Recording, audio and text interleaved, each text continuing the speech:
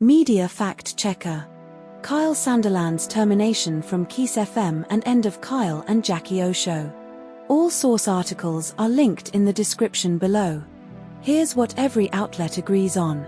Kyle Sandilands' $100 million contract with ARN Media was terminated on March 17, 2026, after a 2-week deadline for remediation of alleged misconduct expired. The misconduct stemmed from an on-air argument on February 20, 2026, where Sandilands criticized co-host Jackie O Henderson's work ethic, calling her off with the fairies and almost unworkable. ARN Media gave Sandilands a 14-day deadline, expired March 17, to remedy the breach, which involved convincing Henderson to return to the show or finding another co-host. Jackie O Henderson's $100 million contract was terminated by ARN on March 3, 2026, after she told management she could not continue working with Sandilands. The Kyle and Jackie O show was the top-rated breakfast radio program in Sydney with 797,000 daily listeners and 16.3% market share in 2025, but ratings dropped to 12.7% by the end of 2025 and plummeted to 5% in Melbourne. But not all outlets told the same story. The Guardian and News Corp Australia reported Sandilands said he didn't accept the termination, but The Age and ABC described his response as more measured, with Sandilands saying he was still waiting on ARN's decision. The Guardian implied Henderson had quit or resigned from the show, but Henderson herself, via ABC and The Age, denied resigning and stated she was addressing the matter legally. The Age and ABC reported that ARN's ASX announcement stated Henderson could not continue to work with Sandilands, but Henderson's statement, via ABC, clarified she had not quit or resigned and was deeply saddened by the show's end. This story was covered by ABC News, The Guardian, news.com.au, Sydney Morning Herald and The Age. Subscribe to Media Fact Checker for daily Australian news analysis. Media Fact Checker. Hawaii flooding and dam failure crisis on Oahu's North Shore. All source articles are linked in the description below. Here's what every outlet agrees on. More than 4,000 people were ordered to evacuate in Waialua and Haliwa, Oahu, due to severe flooding and dam risk, ABC, Guardian. The 120-year-old Wairhiawa Dam is at risk of imminent failure with water actively running over its spillway at 1,500 gallons per second, ABC, 1,500 GPS, Guardian, 1,500 GPS. Hawaii Governor Josh Green activated the National Guard to respond to flooding, ABC, Guardian. Northern Oahu was under a flash flood warning, with widespread life-threatening flooding reported in Haliwa and Waialua, ABC, Guardian. A shelter at Waialua High and Intermediate School was evacuated due to flooding, displacing about 185 people and 50 pets, ABC, Guardian. But not all outlets told the same story. ABC reports Maui County issued an asterisk evacuation advisory asterisk for Lahaina, while Guardian does not mention Lahaina evacuations at all. ABC states no deaths or injuries reported, but Guardian omits this claim entirely. ABC mentions no immediate reports of deaths or injuries, ensuring, while Guardian focuses on stranded residents without confirming fatalities. This story was covered by ABC News and The Guardian. Subscribe to Media Fact Checker for daily Australian news analysis. Media Fact Checker.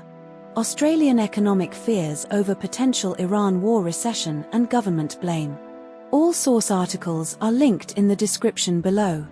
Here's what every outlet agrees on. Barry Cassidy and Tony Barry discuss the fuel crisis in Australia linked to economic fallout from a potential Iran war.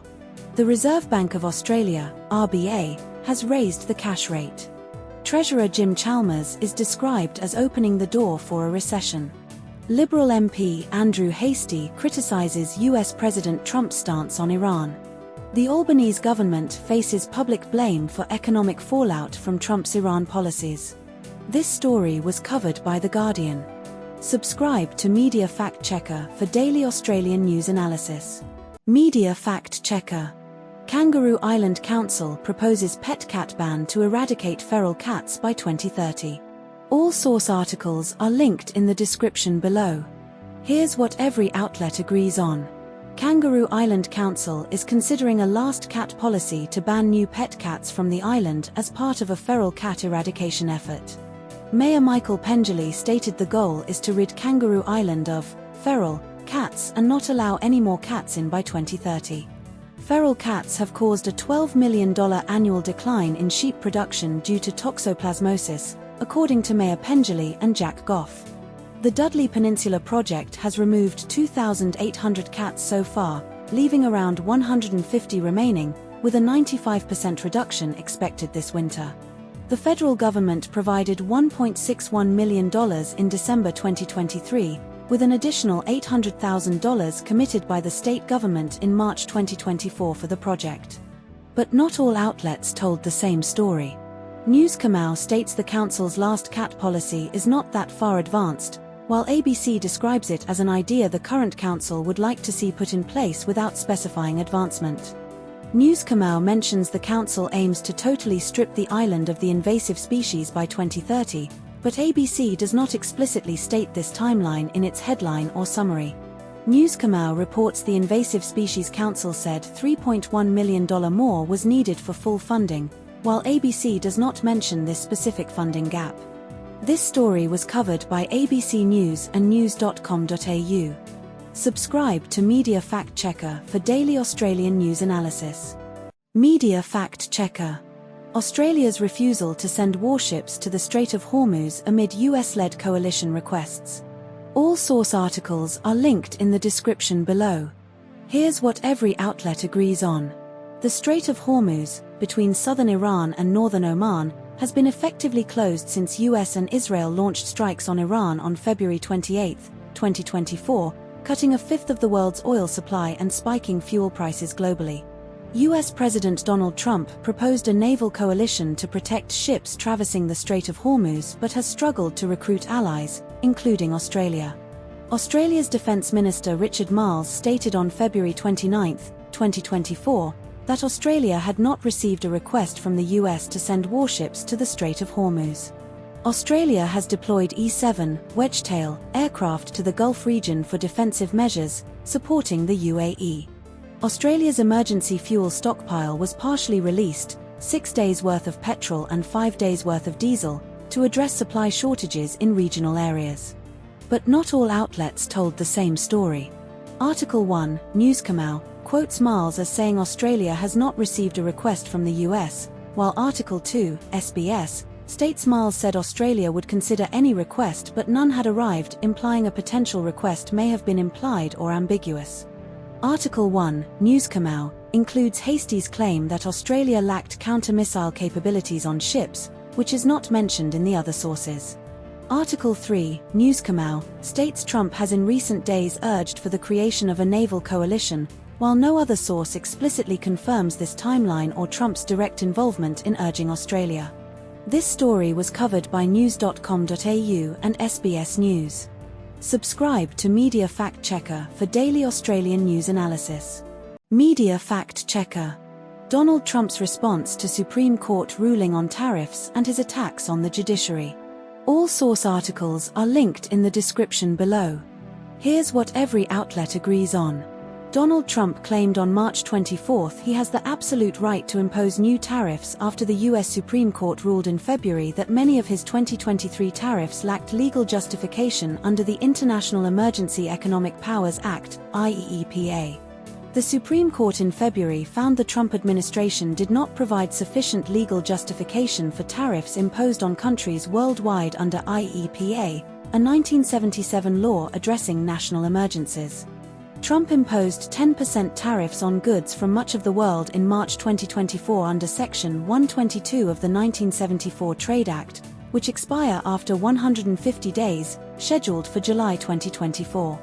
Trump vowed to raise the temporary 10% tariffs to 15% but has yet to do so as of March 2024.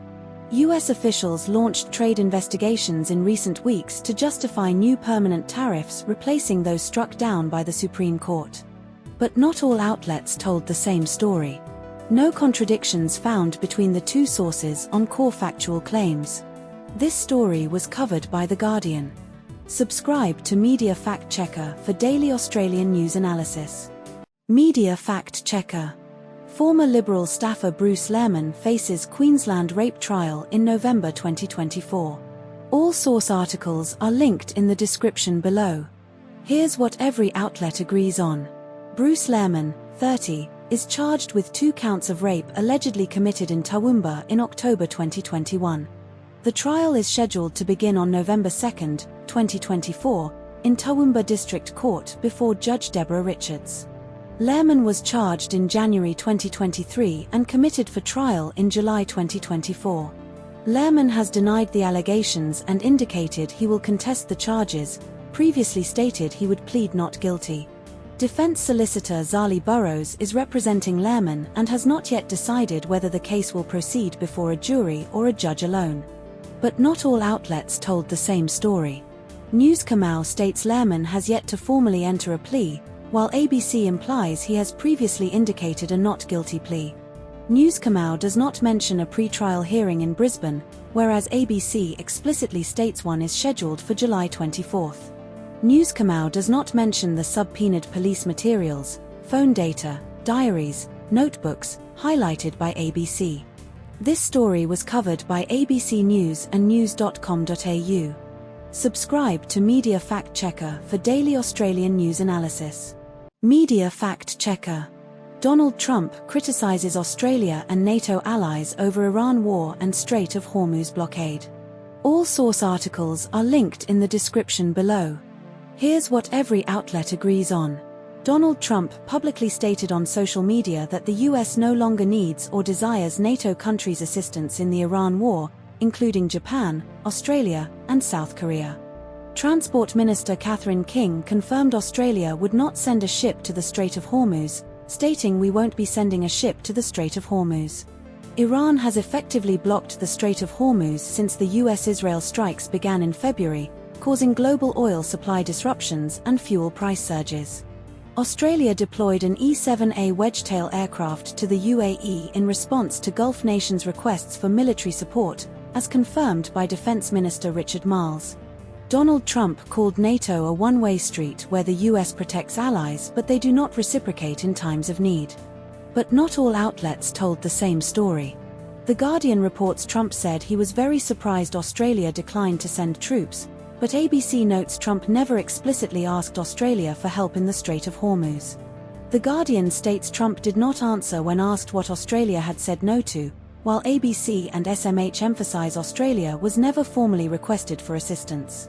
The Guardian mentions Trump's earlier post called allies cowards for not helping open the Strait of Hormuz, but ABC and SMH clarify Trump only publicly asked Gulf partners and NATO members, not Australia directly. This story was covered by ABC News, The Guardian, news.com.au, Sydney Morning Herald and The Age. Subscribe to Media Fact Checker for daily Australian news analysis. Media Fact Checker. Democrats impeach bid against Attorney General Pam Bondi over Epstein files briefing. All source articles are linked in the description below. Here's what every outlet agrees on. Pam Bondi, the Florida Attorney General, led a closed-door briefing on Jeffrey Epstein files on Wednesday, the 10th of April, 2024, at the U.S. Capitol. Democrats walked out of the briefing after less than an hour, calling it an outrageous fake hearing due to Bondi's refusal to testify under oath. The House Oversight Committee subpoenaed Bondi earlier this month, April 2024, to testify about the Justice Department's handling of Epstein investigation files. 5 Republicans joined Democrats in issuing the subpoena. California Congressman Robert Garcia labeled the briefing a fake hearing and accused Bondi of defying subpoenas and being evasive. Florida Congressman Maxwell Alejandro Frost repeatedly asked Bondi if she would testify under oath, to which she did not commit. Frost called her a liar and accused her of spying on Congress. But not all outlets told the same story. Article 1 mentions the FBI Director Kash Patel's testimony about buying location data on Americans, but Article 2 does not reference this detail. Article 1 lists multiple unrelated topics: Iran war, Trump's summit cancellation, Kent's resignation, and FBI location data, alongside the Bondi story, while Article 2 focuses solely on the Bondi briefing and impeachment bid. Article 1 states that the FBI Director Kash Patel testified under oath about buying location data on Americans at a Senate Intelligence Committee hearing, but Article 2 does not mention this hearing or Patel's testimony. This story was covered by The Guardian. Subscribe to Media Fact Checker for daily Australian news analysis. Media Fact Checker. Coronial inquest into Bradley Murdoch's death and his refusal to disclose Peter Falconio's remains. All source articles are linked in the description below. Here's what every outlet agrees on. Bradley Murdoch was sentenced to life imprisonment in 2005 for the murder of Peter Falconio and attempted kidnapping of Joanne Lees, with a non-parole period of 28 years. Murdoch died from stage 4 cancer, throat cancer, in Alice Springs Hospital's palliative care unit on July 16, 2025, after 22 years in prison. Police made 2 attempts to convince Murdoch to reveal Falconio's remains in the weeks before his death, one visit to the prison on June 25, 2025, and another brief visit to his palliative care bed. Murdoch refused to watch a video of Falconio's parents shown by police during the June 25 visit and yelled at police to get out during the July visit. A $500,000 reward remains for information leading to Falconio's remains, which have never been found. But not all outlets told the same story. ABC states Murdoch's cancer was diagnosed in November 2024 after a neck lump complaint, while The Guardian does not specify the exact diagnosis timeline. ABC highlights occasional delays in medical treatment were acknowledged but no missed opportunity for earlier diagnosis, while The Guardian focuses on Murdoch's verbal abuse of staff and refusal of radiotherapy. The Guardian describes Murdoch's final interaction with police as yelling "get out" at his bedside, while ABC does not mention this specific phrase but notes a 30-second visit. This story was covered by ABC News and The Guardian. Subscribe to Media Fact Checker for daily Australian news analysis. Media Fact Checker. Australia's fuel shortages and price surges due to Middle East conflict. All source articles are linked in the description below. Here's what every outlet agrees on. NSW reported 32 out of 3,000 service stations out of at least one fuel type on Monday morning, Guardian, with 80 stations without diesel, SMH, and 47 out of all fuel, SMH, by Friday afternoon. Unleaded petrol prices in Melbourne exceeded 230 cents per litre on Sunday, Guardian, and reached 289 cents in Lewisham, NSW, SMH. Diesel prices in Broken Hill, NSW, hit 305.9 centel on Thursday, SMH, and in Darwin, 300 centel on Friday, Guardian. The federal government allowed fuel companies to temporarily sell lower quality petrol and release about a fifth of their mandatory stockpile, prioritising regional Australia, Guardian. NSW Premier Chris Minns warned of distribution challenges and urged consumers to avoid panic buying, SMH, Guardian. But not all outlets told the same story. The Guardian reports 32 NSW stations out of fuel on Monday morning, while SMH states 80 stations were without diesel on Thursday. Timing and numbers differ. The Guardian mentions 47 NSW stations out of all fuel by Friday afternoon, but SMH does not specify this exact number for Friday. The Guardian states the federal government ruled out fuel rationing and excise cuts, while SMH does not contradict this but focuses on demand reduction advice rather than policy changes. This story was covered by The Guardian and Sydney Morning Herald. Subscribe to Media Fact Checker for daily Australian news analysis. Media Fact Checker. Donald Trump's Pearl Harbor joke during White House meeting with Japan's PM Sanai Takeichi. All source articles are linked in the description below. Here's what every outlet agrees on. Donald Trump joked about the 1941 Pearl Harbor attack during a White House press conference with Japan's Prime Minister Sanai Takeichi on December 7, 2023, ABC, SMH, Guardian. Trump's exact words included, "We didn't tell anybody about it because we wanted surprise. Who knows better about surprise than Japan?" ABC, Guardian. The Japanese attack on Pearl Harbor killed 2,390 Americans and occurred on December 7, 1941, ABC, Guardian. Prime Minister Sanai Takeichi visibly reacted with discomfort, shifting in her seat and widening her eyes, ABC, SMH, Guardian. Trump previously made a similar quip about D-Day in front of Germany's Chancellor Friedrich Merz in June 2023, ABC, Guardian. But not all outlets told the same story. ABC reports Trump later said Japan's help in the Strait of Hormuz was not needed, while SMH implies Trump still expected contributions despite public statements. ABC versus SMH. ABC states Trump's tone toward Takeichi was far more friendly than toward other allies, but SMH does not provide a direct comparison with other leaders. ABC versus SMH.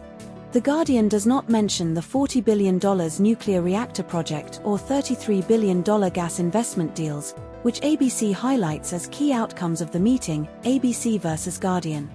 This story was covered by ABC News, The Guardian, and Sydney Morning Herald. Subscribe to Media Fact Checker for daily Australian news analysis. Media Fact Checker. Prime Minister Albanese and Minister Burke heckled at Lokemba Mosque Eid event. All source articles are linked in the description below. Here's what every outlet agrees on. Anthony Albanese and Tony Burke attended Eid prayers at Lokemba Mosque in Sydney's West on Friday morning, 2024. Protesters at the mosque shouted phrases including genocide supporters, disgrace, and shame at Albanese and Burke. A 33-year-old man was removed from the mosque by police after being identified as a heckler and given a move-on direction. Gamal Kir, secretary of the Lebanese Muslim Association, delivered a statement defending the invitation of Albanese and Burke. Lebanese Health Ministry reports at least 912 deaths, including 111 children, and 2,221 wounded in Israel's strikes on Lebanon. But not all outlets told the same story. The Guardian reports Albanese made a hasty exit avoiding a crowd on the mosque steps, while the ABC states he and Burke remained until the end of the speech before being led out. The SMH claims initial plans included Albanese giving a speech, but The Guardian and ABC do not mention this. The ABC reports a heckler claimed Albanese was responsible for 1 billion deaths, while this exact figure is not mentioned in other sources. This story was covered by ABC News, The Guardian, news.com.au, and Sydney Morning Herald. Subscribe to Media Fact Checker for daily Australian news analysis. Media Fact Checker. FCC Chair Brendan Carr and Trump's threats to revoke broadcast licenses over Iran war coverage. All source articles are linked in the description below. Here's what every outlet agrees on. Brendan Carr, FCC Chair, posted on X, formerly Twitter, on Saturday warning broadcasters that licenses could be revoked if they run hoaxes and news distortions over Iran war coverage. Donald Trump reposted Carr's statement on Truth Social on Sunday, calling it thrilling and accusing media outlets of treason for reporting on AI-generated fake news linked to Iran. Carr is a Trump appointee to the FCC and has previously targeted late-night comedians, talk shows, and networks for criticism of the Trump administration. Senator Ron Johnson, Republican Wisconsin, criticized Carr's threats, stating he supports the First Amendment and opposes government control of private media. Senator Elizabeth Warren, Democrat Massachusetts, called Carr's threat illegal and straight out of the authoritarian playbook. But not all outlets told the same story. Article 1 claims Carr's threats are legally hollow and make no sense under the law, while Article 2 quotes Carr stating the law is clear and broadcasters will lose their licenses if they do not comply. Article 1 describes Carr's threats as causing widespread self-censorship among media outlets, while Article 2's Ana Gomez argues Carr's threats are powerless to carry out and will go nowhere. Article 3 reports Trump accused CNN of treason for disseminating AI-generated fake news, but no other source mentions this specific accusation or CNN's alleged role in treason. This story was covered by The Guardian. Subscribe to Media Fact Checker for daily Australian news analysis. Media Fact Checker. Homicide investigation and manslaughter charge in Perth's Banksia Grove over a woman's death. All source articles are linked in the description below. Here's what every outlet agrees on. A 42-year-old woman was found unresponsive at a home in Banksia Grove, Perth's northern suburbs, on Thursday morning around 9 a.m. The woman was declared dead at the scene by paramedics after being unresponsive. The incident occurred on Mayerlee Bend, Banksia Grove. A man in his 40s was assisting police with inquiries, Article 1, and later charged, Article 2. Police received the initial report around 9 a.m. on Thursday. But not all outlets told the same story. Article 1 states a man in his 40s is assisting police, while Article 2 specifies a 47-year-old man was arrested and charged. Article 1 does not mention charges or an arrest, while Article 2 states the man was charged with manslaughter. This story was covered by ABC News. Subscribe to Media Fact Checker for daily Australian news analysis. Media Fact Checker. 2026 Six Nations Rugby Tournament Analysis and Player Selections. All source articles are linked in the description below. Here's what every outlet agrees on. Louis Bielbayari scored a record 9 tries in a single Six Nations season, including 4 against England, and became the first player to score in every game in successive championships.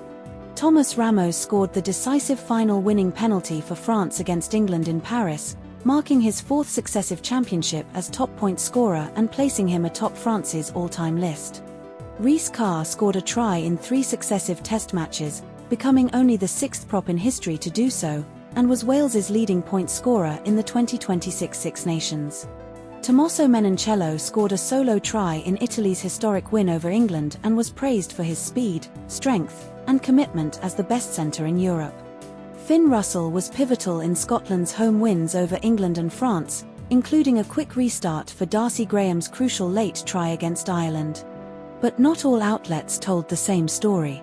Article 1 names Louis Bielbayari as the joint 5th highest try scorer in Six Nations history with 18 tries in 14 games, while Article 2 does not mention this specific ranking.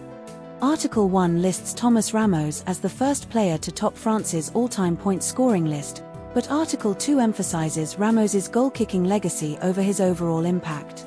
Article 1 ranks Finn Russell as the 10th best player, while Article 2 occasionally mentions him as a key player but does not include him in the top 15 selections. This story was covered by The Guardian. Subscribe to Media Fact Checker for daily Australian news analysis. Media Fact Checker.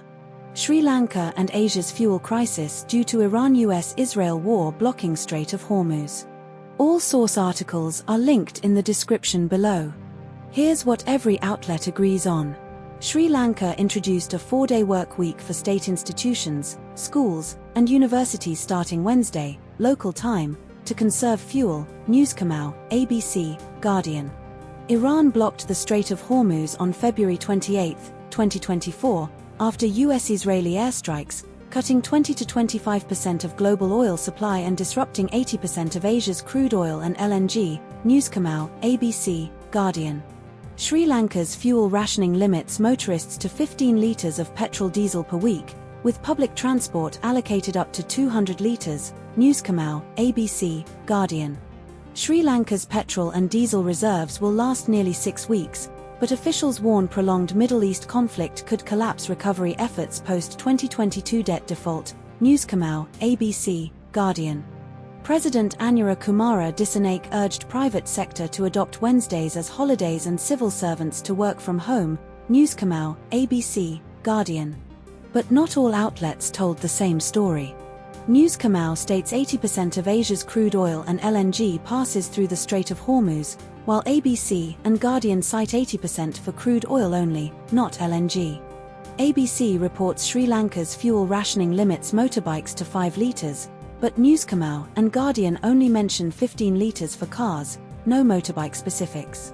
Guardian claims Pakistan relies on 85% of its energy from the Strait of Hormuz, while News Kamau and ABC do not specify this exact percentage. This story was covered by ABC News, The Guardian, and news.com.au.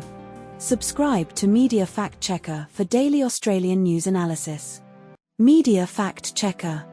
Federal judge blocks Pentagon's press access restrictions under Trump administration's policy. All source articles are linked in the description below. Here's what every outlet agrees on. A federal judge, Paul Friedman, blocked key portions of the Pentagon's press access policy introduced in October 2025, ruling it unconstitutional under the First Amendment. The policy prohibited journalists from soliciting information the Pentagon did not directly provide and allowed credential revocation for non-compliance, with only one of 56 Pentagon Press Association outlets agreeing to sign the new policy. Defense Secretary Pete Hegseth approved the policy change in October 2025, leading the Pentagon to assemble a new press corps consisting of pro-Trump outlets after major outlets refused to comply. The New York Times filed a lawsuit in Washington, D.C. federal court alleging the policy violated free speech protections and gave the Pentagon unfettered discretion to revoke passes. Judge Friedman's ruling cited the First Amendment's principle that national security requires a free press and an informed public, especially amid recent military actions like the Venezuela incursion and Iran war. But not all outlets told the same story. The Guardian states the policy was introduced in October 2025, while ABC does not specify the exact month but confirms it was approved in late 2025. The Guardian mentions the policy was partly subjective but notes Justice Department lawyers claimed neutral criteria governed decisions, while ABC omits this qualification and focuses solely on the policy's vagueness and subjectivity. The Guardian highlights the Pentagon's argument that soliciting unauthorized information was not legally protected speech, but ABC does not explicitly mention this legal distinction in its summary of the government's position. This story was covered by ABC News and The Guardian. Subscribe to Media Fact Checker for daily Australian news analysis.